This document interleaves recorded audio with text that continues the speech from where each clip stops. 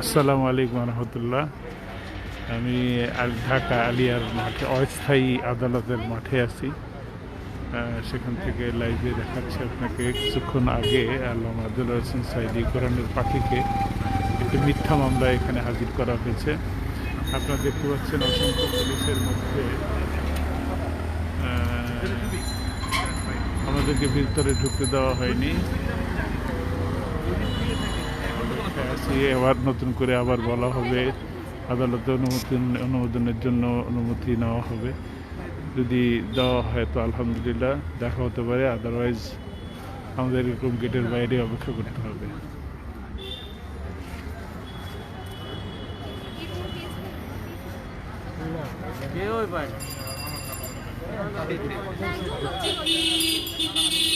Camera দিয়ে ওই যে একটা কালো ইয়ে পড়া, ওই যে হাত মোবাইল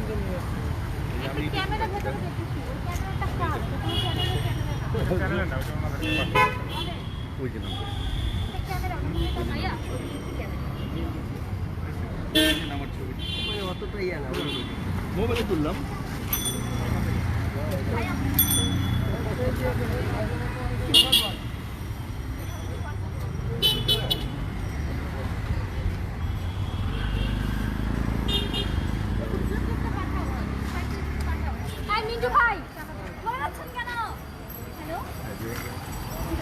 ওটা ইয়ে হয়েছে, কানেক্ট হয়েছে।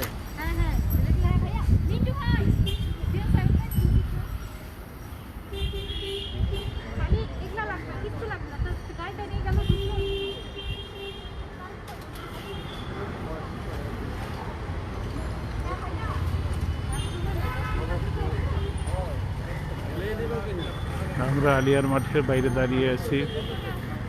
আমাদেরকে ঢোকার অনুমতি দেওয়া হয়নি।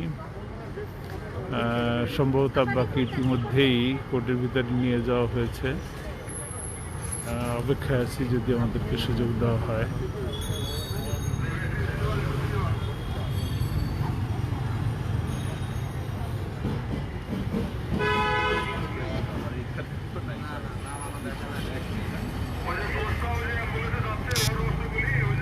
আমি আবারও ইনশাআল্লাহ পরবর্তীতে লাইভে আসবো। আপাতত এখানে আপনাদের কাছ থেকে বিদায় নিচ্ছি। আসসালামু আলাইকুম।